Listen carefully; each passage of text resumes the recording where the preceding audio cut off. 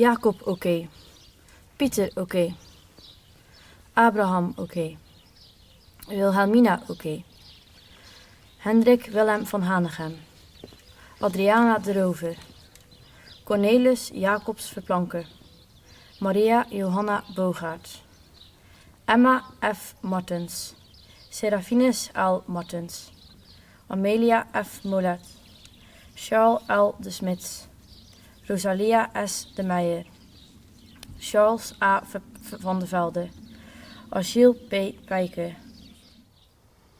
Als wij de namen vergeten van de weggevoerden, terechtgestelden, van gesneuvelde soldaten en van de vermisten, begint elke nederlaag weer opnieuw.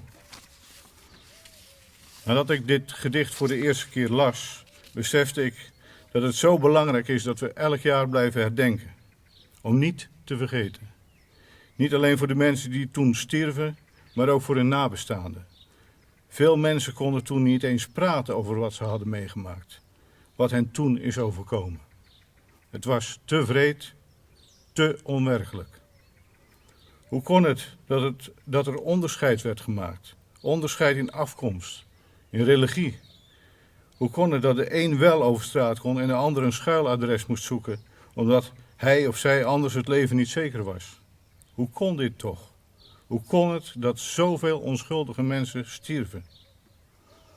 Iedereen moet daarom weten wat een oorlog teweeg brengt en teweeg bracht.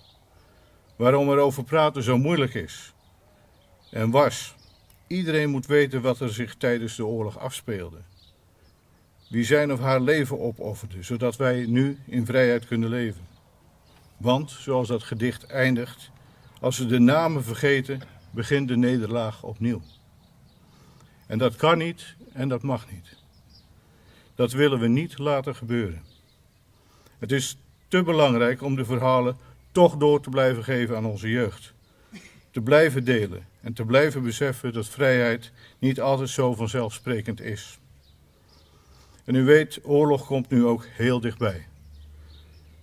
Een voorbeeld is de Russische invasie van de Oekraïne en de conflicten die spelen in andere delen van de wereld. Veel mensen is hun vrijheid ontnomen.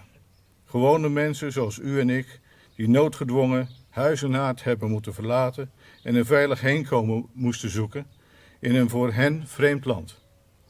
Zich wanhopig afvragend hoe het met de achtergebleven familie en vrienden in het thuisland gaat.